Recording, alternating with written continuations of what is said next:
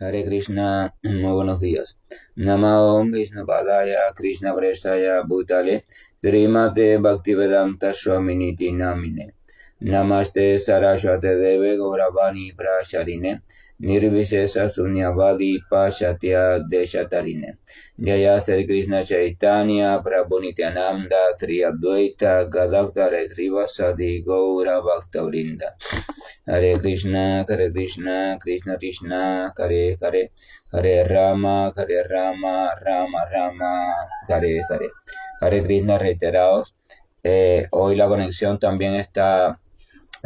tiene muy mala calidad, al igual que ayer, así que por favor se va a frizar, se va a interrumpir y puede ser que en algún momento hasta se finalice, pero siempre recuerden que la grabación, si Dios permite, está quedando grabada, o sea, la llamada está quedando grabada, así que por favor no se desesperen y simplemente traten de abrir su corazón a lo que la tecnología nos permita escuchar en este momento y después escucharemos la llamada completamente. Estamos en el texto número 18 del Bhagavad Gita, disculpen, capítulo número 18 del Bhagavad Gita.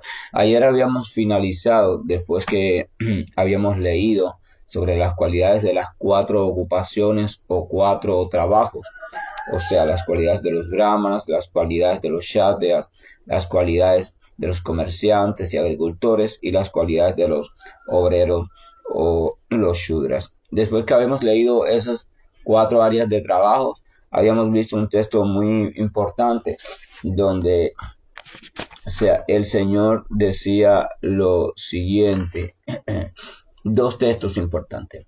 Todo hombre puede volverse perfecto si sigue sus cualidades de trabajo.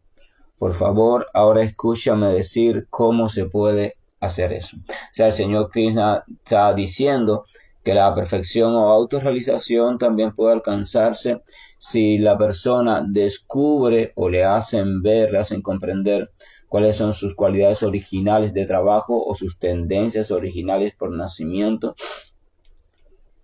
También a través de ella puede alcanzar la perfección. Y lo puede hacer de la siguiente manera. En el texto 46 leíamos lo siguiente. Por medio de la adoración del Señor, quien es la fuente de todos los seres y quien es omnipresente, el hombre puede lograr la perfección a través de la ejecución de su propio trabajo. Por medio de la adoración del Señor.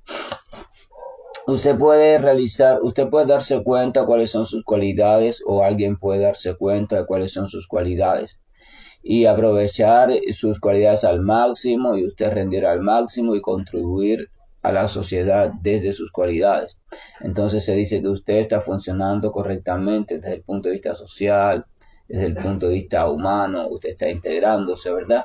Y todo funciona adecuadamente, así como cuando un órgano se integra de manera perfecta al funcionamiento del organismo.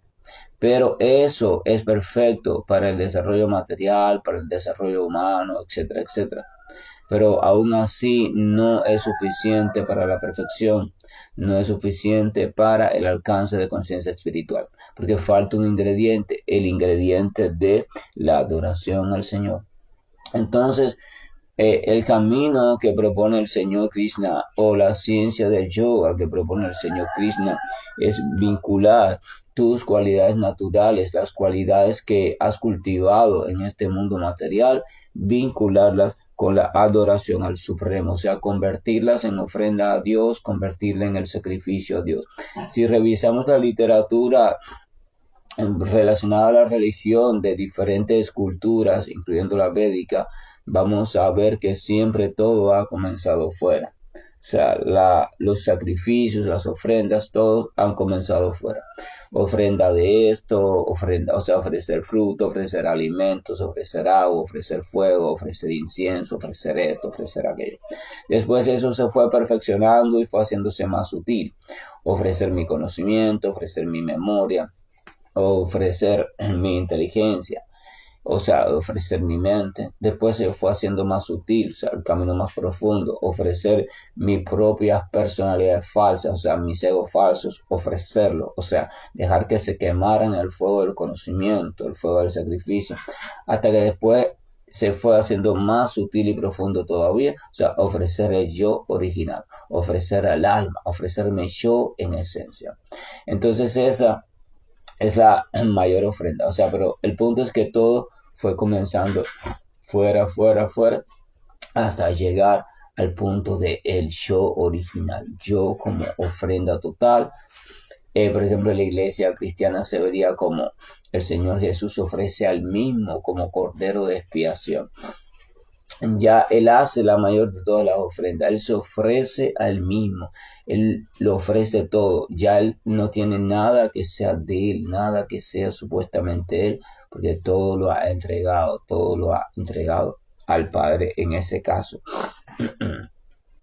Entonces, quieren decir que servicio devocional, la ciencia del Bhakti Yoga, significa eso. Significa cómo yo junto, cómo yo engrano, cómo yo ensamblo de manera inteligente por la guía de las escrituras o el maestro espiritual, que es el representante de las escrituras y el Señor, cómo yo puedo relacionar el servicio a Dios, o sea, la adoración al Señor, junto con mi actividad natural. De ese modo, toda actividad puede volverse espiritual o toda actividad puede volverse perfecta.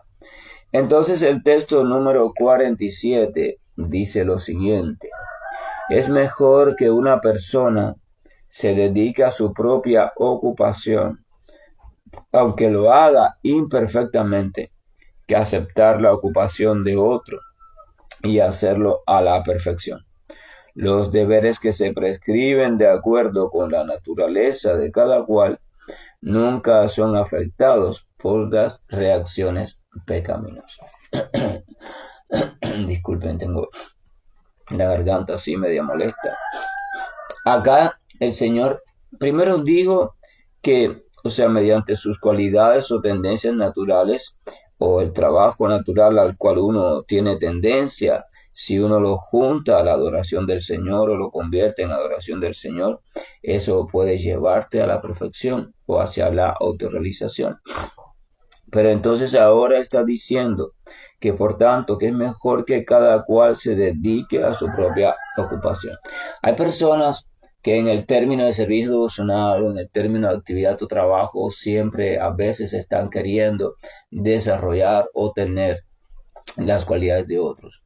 Hay personas que quisieran ser tan buen músico como el otro para tocar así bien un instrumento, cantar. Hay personas que quisieran ser tan buenos bailarines como el otro.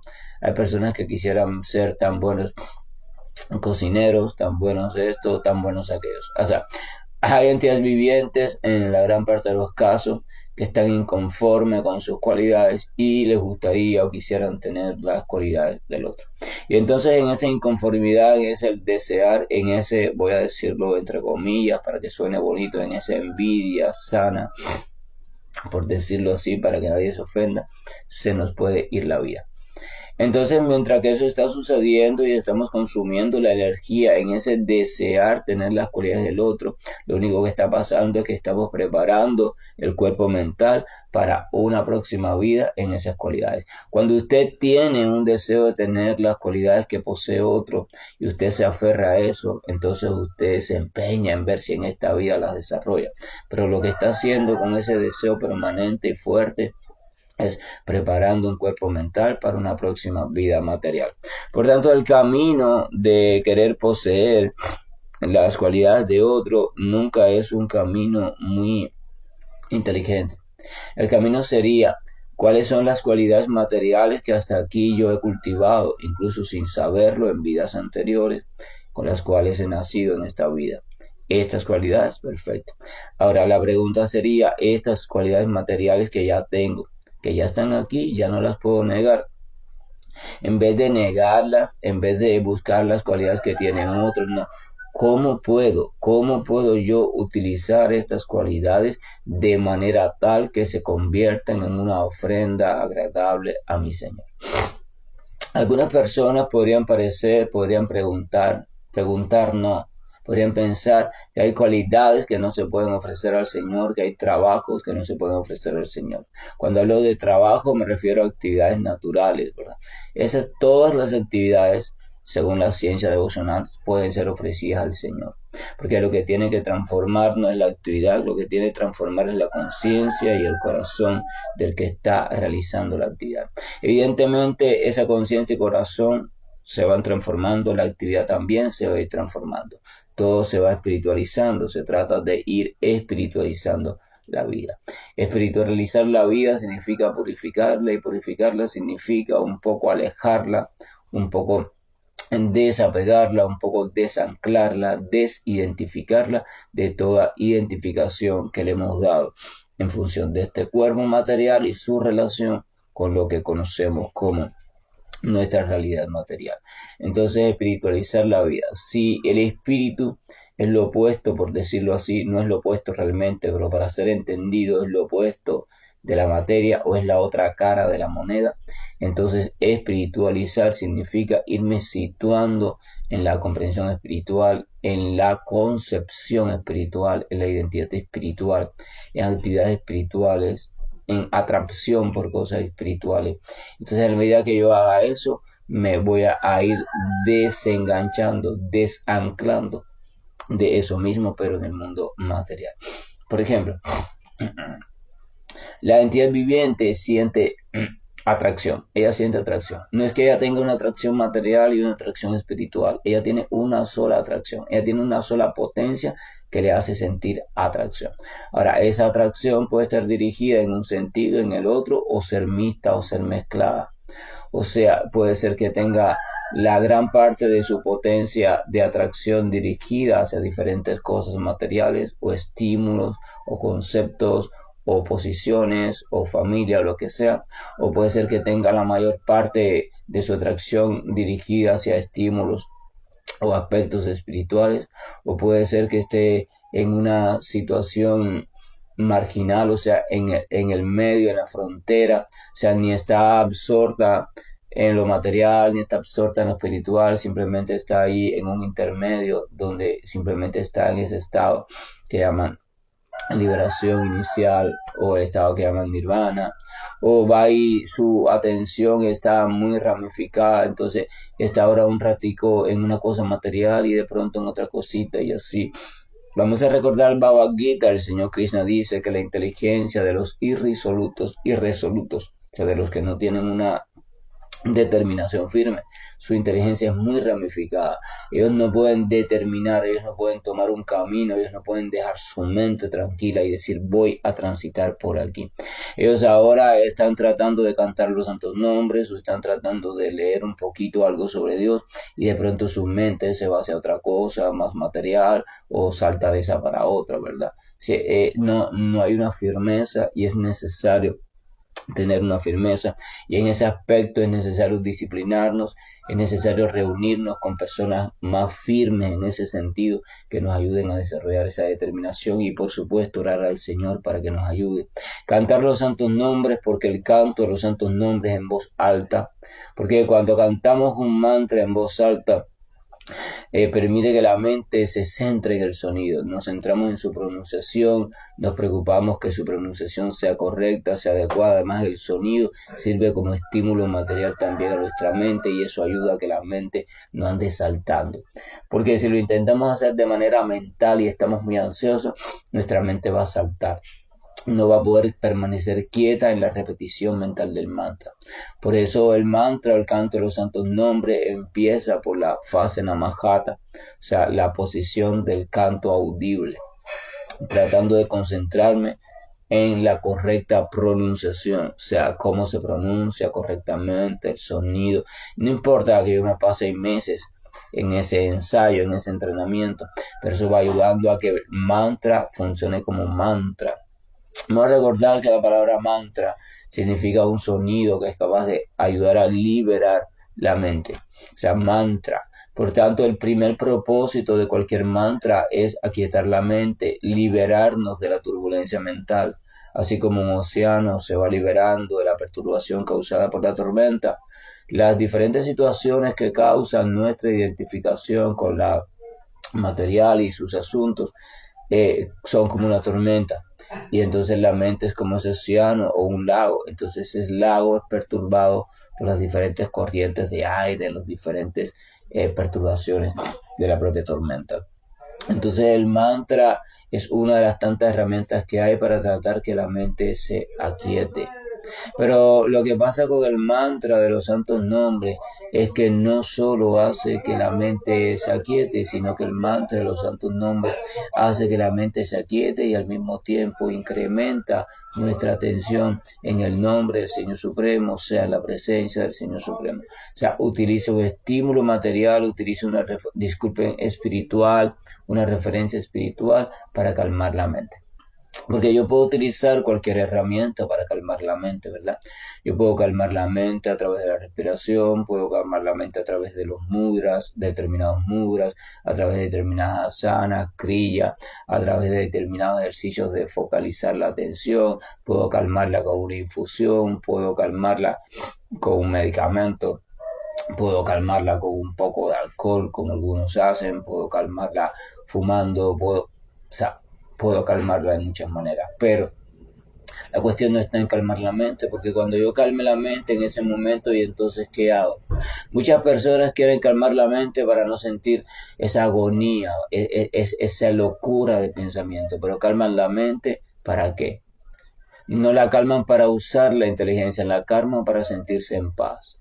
Pero calmar la mente simplemente para sentirse en paz no es nada provechoso ni nada inteligente. La finalidad de calmar la mente es comenzar a utilizar la inteligencia. Vamos a recordar que la inteligencia, aquello que nos permite discernir correctamente, se encuentra por encima de la mente, pero no la estamos utilizando correctamente porque la mente está toda enloquecida y perturbada en sus deseos, gozos, pensamientos, temores, etcétera, etcétera, en su locura agonizante. Por tanto, calmar la mente solo tendría como propósito real comenzar a utilizar la inteligencia para llegar a ver las cosas tal y como son. Ahora bien, si yo me aprendo una herramienta determinada para calmar la mente, yo la calmé, pero utilizo esa calma para nada provechoso desde el punto de vista del avance en la autorrealización hacia el conocimiento de mí mismo, entonces, ¿de qué me sirve? Nada, para estar un poquito más tranquilo, después me volveré un poco más tranquilo, pero incluso si me quedo más tranquilo así por siempre, porque la herramienta la empleo habitualmente y está funcionando, aún así llega la muerte. ¿Y de qué me sirve? Sí, murió con la mente calmada, pero ¿y qué? Murió con la mente calmada ¿y qué? Nada, tendrás una vida posterior, un cuerpo posterior, en una situación un poco mejor, más calmada, armónica, pero ¿qué sabrás sobre ti? ¿Qué sabrás sobre la materia? ¿Qué sabrás sobre Dios? ¿Qué sabrás sobre cómo funciona este mecanismo de remolino de la rueda kármica? No sabrás nada, porque utilizaste la calma de la mente simplemente para descansar, o sea, para disfrutar de la calma de la mente. Y eso es también un resultado fruitivo, muy sutil, pero es un resultado fruitivo. Tú te enfocaste en lo rico que se siente, en lo sabroso que se siente tener la mente calmada y pensaste que esa era la meta. No, tener la mente calmada es como limpiar un cristal o limpiar un espejo. Si usted limpia un espejo que está empañado, está lleno de polvo, está lleno de suciedad, entonces usted lo hace para que el reflejo en ese espejo se vea nítido. O si usted limpia un cristal, lo hace para que la visión a través de ese cristal sea lo más perfecta posible y las cosas se vean lo menos distorsionadas posible. Así que calmar la mente, su propósito superior y verdadero, es comenzar a ver las cosas tal y como son, comenzar a tomar decisiones mejores, decisiones correctas, comenzar a analizar mi historia de vida, comenzar a ver algunos aspectos, ver cómo los puedo transformar, comenzar a leer las escrituras, comenzar a profundizar en ellas, comprender el mensaje tal y como es. Esa es la finalidad de calmar la mente. Entonces, cuando yo conozco cuáles son mis cualidades, cuando conozco perfectamente y las he observado incluso con la mente calmada u otra persona que está en un estado superior, las ha observado en mí, entonces me puede indicar cómo yo puedo utilizar esas cualidades para la adoración del Señor. Ahora el Señor está diciendo, deja de perder tiempo en querer las cualidades de otros. No pienses que que si cantas mejor como canta fulano me vas a agradar más. O no pienses que si cocinas mejor me vas a agradar más. O no pienses que si te conviertes y estudias, te conviertes en un pastor, me vas a agradar más. El Señor está diciendo, yo no quiero que busques otras cualidades, yo no quiero que desees el trabajo del otro, yo lo único que quiero es que desees que las cualidades que tú tienes, eso que has recibido ya y que está ahí, que lo dediques a mí de manera favorable, que lo dediques a mi servicio, que lo dediques a profundizar y tomar conciencia de una relación amorosa para conmigo. Eso es lo que quiere Dios.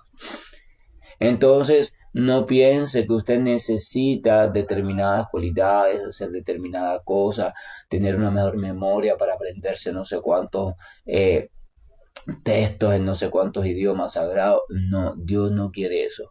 Dios no le va a hacer un examen de sánscrito, Dios no le va a hacer un examen de latín, Dios no le va a hacer un examen de griego, no, Dios no le va a hacer ni siquiera un examen de su lengua materna. Dios le va a hacer un examen de su corazón.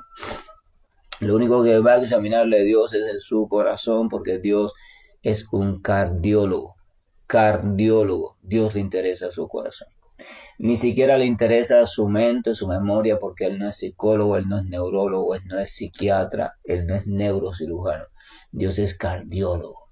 Dios va a hacerle examen a su corazón, porque a Dios lo único que le interesa es la calidad de su corazón. Evidentemente, lo que hay en nuestro corazón se manifiesta en nuestra vida. Nadie puede decir que tiene un corazón entregado a Dios si en su conducta diaria refleja ciertos aspectos que son completamente contrarios. Si es completamente violento, si es ambicioso, si es vanidoso, si está en la somnolencia, si está en la inercia, entonces es imposible que su corazón esté situado en el amor por Dios, porque el amor por Dios solamente deja humildad, entrega, perseverancia, sencillez, mansedumbre, compasión, religiosidad, comprensión perfecta, ver a todos con los mismos ojos, o sea, ver a Dios en todas partes. Eso es lo que deja el amor por Dios en el corazón. Entonces Dios lo que quiere es eso. Dios está diciendo, bueno, las cualidades que ya obtuviste por ignorancia, por lo que sea, ya las tienes, estás atado a ellas. Perfecto, ¿qué vamos a hacer? Ahora lo que vamos a hacer es utilizar eso que es aparentemente resultado del karma, vamos a utilizarlo para llegar a tu posición original. Esa es la ciencia de Dios. Como a veces vemos al karma o las situaciones del karma como algo negativo, ¿verdad? Pero el Señor está diciendo, para mí no hay nada negativo ni nada positivo. Todo es provechoso para llegar a mí. Lo que tienes que aprender a emplearlo. Para eso se necesita la inteligencia, para eso se necesita el discernimiento. Por tanto, Krishna recomienda una y otra vez, tienes que buscar quien te enseña a hacer eso. Tienes que buscar cómo hacerlo, tienes que buscar cómo tener esa gran comprensión y tienes que ser determinado en tu esfuerzo. Tienes que ser determinado, tienes que anhelar poder hacer ese logro en tu vida. Es la única manera. Tienes que buscar, tratar de buscar a Dios en todas partes, Dios en tu trabajo, Dios en tu descanso, Dios en tu familia, tratar de comprender el asunto, cómo esto lo utilizo para Dios, cómo esto lo convierto en ofrenda a Dios, cómo esto, todo en ofrenda para Dios. El Señor dice que aunque uno haga su trabajo natural, o sea, las actividades hacia las cuales uno tiene tendencia, las haga de manera imperfecta, dice que eso es mucho mejor que aceptar o dedicarse a otro tipo de trabajo, o sea, a la ocupación que otro está haciendo, aunque lo hagas de manera perfecta. O sea, es mejor seguir la tendencia natural de uno que querer desarrollar el trabajo que proviene de la tendencia de otro. Dice, porque los deberes que se prescriben de acuerdo con la naturaleza de cada cual nunca son afectados por las reacciones pecaminosas. Por ejemplo, los deberes que se prescriben de acuerdo a la naturaleza de cada cual. Esto es importante porque la literatura védica no solo dividió el trabajo en 4 grandes esferas o ramas y situó a las personas según su tendencia o cualidades, sino que estableció deberes prescritos para que esas personas supieran cómo dirigir esas cualidades y esas tendencias de manera favorable, o sea, de manera que se convirtieran en ofrenda agradable al Señor. Entonces decía, por ejemplo, decía, los brahmanas o las personas que tienen tendencia a la ciencia, a la enseñanza, etcétera, etcétera, deben hacer esto. Entonces prescribía, deben hacer esto, esto y esto diariamente y no deben hacer aquello, ni aquello, ni aquello. Les prescribía actividades favorables. Los kshatriyas deben hacer esto, esto, esto, aquello, y no aquello y aquello. Entonces los deberes de los kshatriyas o los guerreros no coincidían con lo de los brahmanas. Las prohibiciones de los brahmanas no coincidían con las prohibiciones de los guerreros. Había regulaciones generales, pero había regulaciones específicas de acuerdo a las cualidades, de acuerdo a cada esfera. Por ejemplo, vamos a poner un ejemplo. El brahmana. Un brahmana o una persona que ha cultivado y comprendido el conocimiento de modo elevado, si vamos a las características de los brahmanas, se dice que es una persona serena, de dominio de sí mismo, austeridad, pureza, tolerancia, honestidad, conocimiento, sabiduría, etcétera, etcétera. El brahmana, por ejemplo, brahmana no se le permite mentir. Se supone que un brahmana no mienta, un brahmana no tiene motivo para mentir. Sin embargo, por ejemplo, al vaishya o aquella persona que tiene tendencia de dedicarse, por ejemplo, al comercio, a mover la economía, a mover el mercado, cosas así, la escritura védica le permitía mentir en base a la evolución de su negocio, o sea, decir sobre un producto que él vendiera, determinadas características o cualidades que a veces el producto no tenía, o sea, eso se le permitía, porque se explica que la naturaleza del Vaishya es la naturaleza de obtener cada vez más ganancias, hacer que el negocio avance, sea más lucrativo. Así que su propia naturaleza le lleva de manera natural a mentir.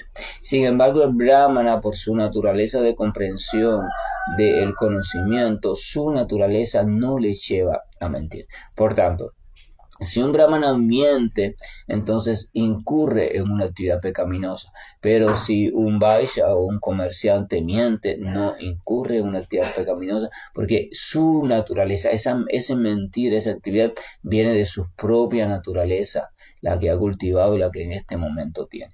Fíjense, por ejemplo, un brahmana tiene prohibido matar o ser violento. Sin embargo, un kshatriya, por su propia naturaleza, está autorizado a matar o a ser violento si la situación lo requiere. Pero el brahmana, ni aunque la situación lo requiera, porque en verdad en su mente ninguna situación requiere que se defienda. Porque en su mente él ha comprendido que la muerte no está presente, que la muerte no existe, que el alma es eterna, por tanto no hay nada de lo cual defenderse. Por tanto el concepto de amigos y enemigos para él no existe. Así que él no se perturba frente a eso. Pero sin embargo el kshatriya por su naturaleza sí. El kshatriya en una situación determinada simplemente se defiende o defiende a otros y en virtud de esa defensa puede matar. Y entonces el kshatriya cuando hace eso no incurre en actividad pecaminosa o impura. ¿Por qué?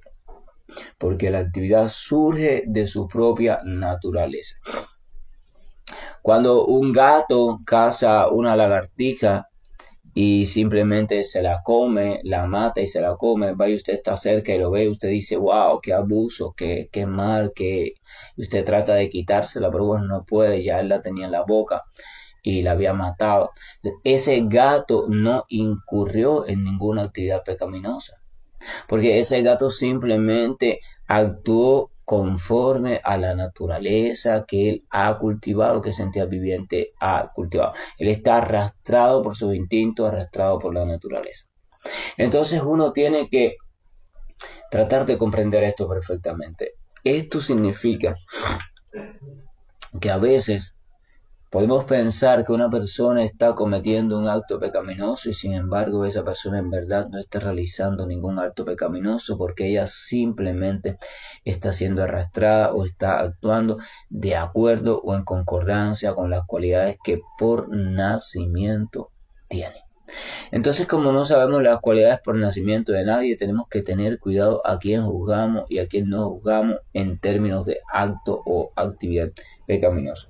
Sin embargo, el Señor Krishna da el veredicto al final de ese verso. El Señor dice, los deberes que se prescriben de acuerdo con la naturaleza de cada cual.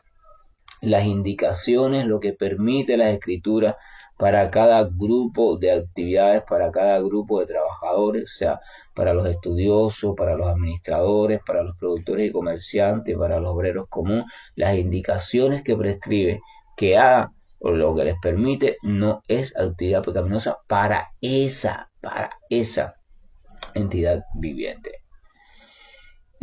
Sin embargo, si esa entidad viviente se dedica a hacer una actividad o un deber prescrito que no está relacionado con su naturaleza de nacimiento, entonces sí incurre en una actividad pecaminosa. Esto quiere decir que la evolución en este sentido ha de ser un proceso integrado y guiado por la inteligencia, porque fíjense cómo la cultura védica que viene de los Vedas vienen del Señor, por tanto se puede decir como el Señor de manera magnífica, perfecta y maravillosa encuentra una correlación sabia y Él va encontrando y diciendo, tal entidad viviente que ha cultivado tales características en vidas pasadas, que ha nacido con este cuerpo, que está bajo esta modalidad tal de la naturaleza, entonces yo de manera muy sabia le voy a poner unos ciertos deberes que debe realizar diario, porque esos deberes le van a ayudar a tomar sus tendencias de nacimiento e irlas dirigiendo favorablemente para obtener un resultado cada vez más cercano a la autorrealización. El Señor, desde su sabiduría incomprensible, porque no se puede comprender la sabiduría del Señor, es quien magníficamente en el principio de todos los tiempos creó los deberes prescritos para cada entidad viviente, para que cada entidad viviente tuviera la posibilidad de aún desde su condena, o sea, condena, llámese a reacciones kármicas, pudiera avanzar espiritualmente. El Señor es magnífico, maravilloso. No importa lo que usted haya cometido en el pasado, el Señor da la sabiduría, sea servicio devocional, bhakti yoga, es la sabiduría para que usted tome todas esas reacciones kármicas y mientras las va cumpliendo, las vaya dirigiendo de manera favorable, o sea, utilice eso para obtener un beneficio superior. O sea, usted va a utilizar algo que literalmente es una condena, usted lo va a utilizar como una bendición. Eso no se puede hacer sin inteligencia, no se puede hacer sin discernimiento. Pero como nuestra inteligencia está atrapada, está un poco confundida con tantas informaciones, con el olvido, con la identificación material, entonces por eso el Señor se manifiesta en forma de sonido, los Vedas. El Señor se manifiesta en las escrituras, que es ese sonido llevado a códigos de letra, o sea, para que uno pueda comprenderlo. El Señor se manifiesta en el maestro espiritual, el Señor se manifiesta en las deidades, el Señor se manifiesta de tantas y tantas maneras, pero todas tienen un solo fin, que usted vaya despertando su inteligencia mediante la quietud de la mente, y ese aquietamiento de la mente, ese aquietamiento del apego, de la lujuria, de todas las demás perturbaciones, la logre sirviendo o relacionándose con alguna de esas manifestaciones del Señor. Escuchando con atención las palabras del Señor, o las palabras que hablan del Señor, o sea, los Vedas o cualquier literatura relacionada con los Vedas, o sea, literatura sagrada relacionada con Dios. O sirviendo a las deidades si tiene más tendencia a las deidades, o relacionando, haciendo. El Señor está manifestado de muchas maneras. Entonces, pero hay que buscar, y ¿acaso no creen ustedes que es lo más inteligente? Supongan que alguien comete un determinado, un asalto, un robo, un asesinato o lo que sea por determinadas cuestiones en la vida. A veces uno sin querer o queriendo toma caminos determinados que no son favorables, pero bueno, los toma y ya. Supongo una persona es atrapada y es condenada y la condenan a 15 años en una cárcel determinada. Yo recuerdo, una vez yo tuve un primo, realmente fueron dos, por una situación de bronca, combate en una cierta fiesta. Ellos fueron condenados a prisión por unos años. Entonces yo era más pequeño, mucho más pequeño, tendría 8 o 9 años. Y uno de mis primos, con el que me llevaba mejor, yo le dije, ¿y ahora qué vas a hacer? Y, mm, y entonces él me dijo, nada, niño, ahora hay que cumplir la condena, pero tratando de no complicarme más, tratando de no enredarme. O sea, ya hay que cumplir esos años preso, voy preso, pero tratar de ahí adentro no complicarme la vida. O sea, que no me echen más años, que no me meten más problemas. O sea, y eso es un pensamiento inteligente. Entonces nosotros estamos como presos por las cadenas kármicas, las favorables y las desfavorables. Ambos nos tienen prisioneros. Y nacimos con ciertas tendencias, nacimos en un determinado cuerpo, con una determinada facultad mental, intelectual, etcétera, etcétera, etcétera. Estamos en una determinada situación causada a veces por decisiones propias, a veces por decisiones kármicas. Bueno, estamos en un conjunto de condenas determinados. Lo mejor y más inteligente que podemos hacer es preguntarnos cómo podemos cumplir, desarrollar esta condena o este grupo de condenas sin seguir complicándonos, porque lo que hemos hecho a lo largo de vidas anteriores ha sido cumplir condenas anteriores, pero complicarnos cada vez más y entonces crear nuevas condenas. No, disculpen, estoy pensando por ustedes. Mi propuesta, que es la propuesta de la escritura, es tratar de cumplir las condenas, pero sin complicarnos más. ¿Para qué seguir complicando? Las escrituras nos dicen que los tiempos van a ser cada vez peores, o sea, dentro de 100 años, 200, 300, 500, 1000, todo va a estar cada vez peor. La fe va a ser cada vez más rara, las religiones van a ser cada vez más engañosas, las personas van a ser cada vez más mezquinas, o sea, va a ser cada vez más difícil poder creer en Dios con firmeza. Así que si ahora estamos teniendo la oportunidad, la sugerencia, por tanto, es que vamos a hacerlo. Vamos a tratar de dedicarle a eso perseverancia. Vamos a tratar de tomarlo con disciplina, con entrega, con sinceridad. Claro, para eso hay que llegar a la conclusión de que eso es una buena decisión. Pero para eso cada cual tiene que revisar personalmente su vida y a su debido tiempo llegar a esa conclusión. Pero la escritura lo propone, la escritura lo indica, la escritura constantemente el Señor lo está diciendo. Por favor, medita, reflexiona, observa que todo esto es un enredo muy complejo. Vivir la vida desde la identificación con el ego falso es un enredo muy complejo. Vivir la vida desde la identificación con lo temporal, pensando que es eterno, es un enredo muy complejo. Vivir la vida desde el apego ciego es un enredo muy complejo. Vivir la vida desde la lujuria desenfrenada es un apego muy complejo. Vivir la vida desde el enfoque en los resultados y que tu felicidad dependa del resultado de tus diferentes actividades es un apego muy complejo. Disculpe, es una situación muy compleja. Las escrituras nos dan tantas cosas que a veces nos lastima porque decimos, ¿cómo va a decir que la familia o cómo va a decir que el trabajo? Porque nos toca temas con los cuales estamos tan identificados que nos duele, nos ponemos bravos, tiramos la escritura a un lado, decimos que el mensaje está mal y lo arreglamos a nuestra manera, pero ese no es el camino. Escúchenme, porque ese no es el camino. El camino no es ser niños maderos que dan perreta y no me gusta de lo que dice la escritura, no me dista lo que dice aquel maestro espiritual genuino, los acharyas, no, porque me tocas temas sensibles.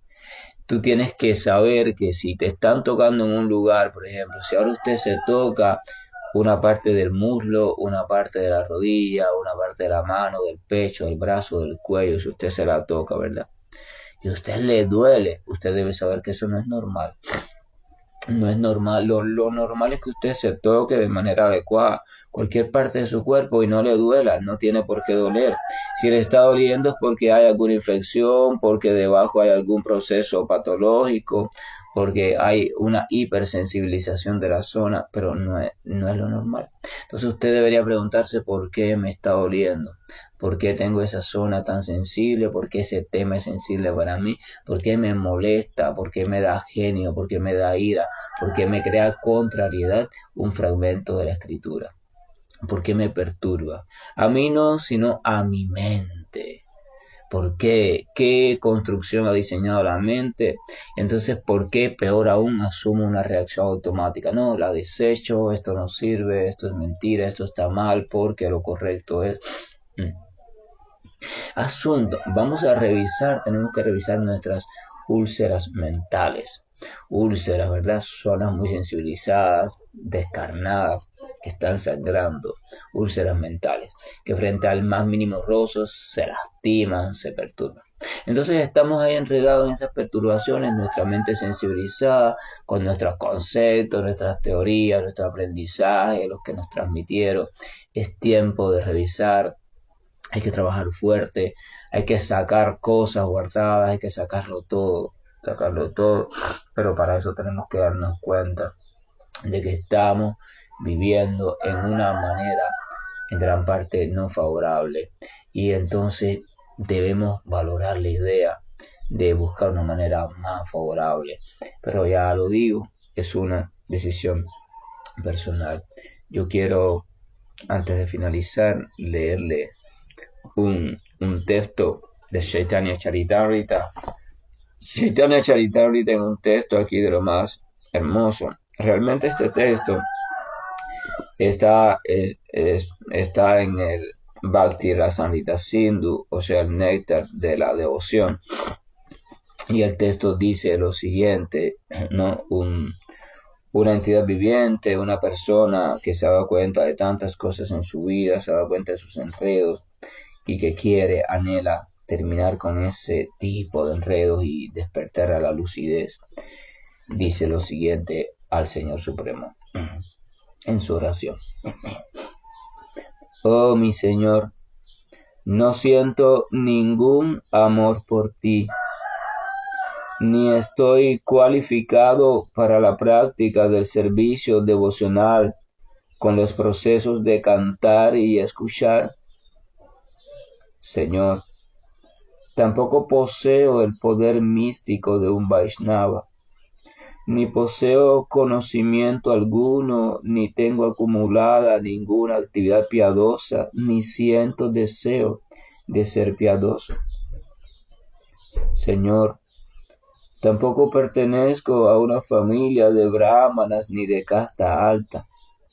En conclusión, Señor, yo no poseo nada favorable, pero aún así, oh amado de las gopis, ya que tú concedes tu misericordia a los más caídos, entonces tengo siempre en el corazón una esperanza inquebrantable, y esa esperanza me causa constante dolor.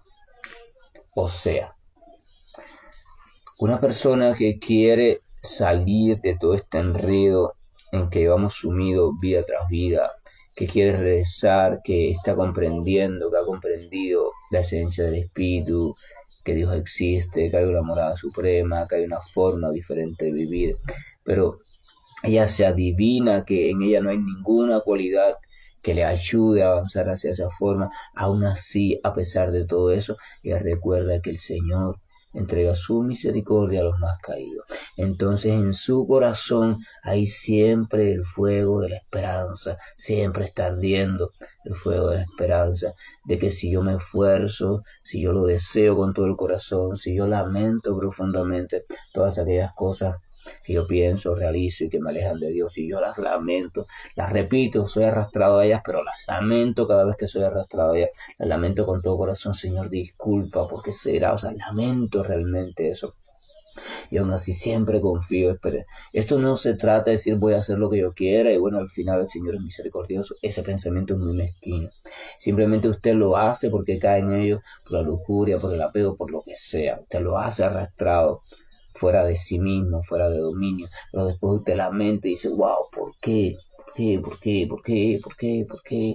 Y se propone tratar de no incurrir de nuevo en eso, y se propone tratar de transformarse, y le pide, Señor, por favor, ayúdame, y usted hace lo posible, cambia de compañía, se reúne con otras personas, usted va haciendo lo posible. Entonces, Se dice que en el corazón de esa persona siempre está viendo la esperanza. El Señor es misericordioso. El Señor, y yo quiero obtener eso, yo quiero obtener eso.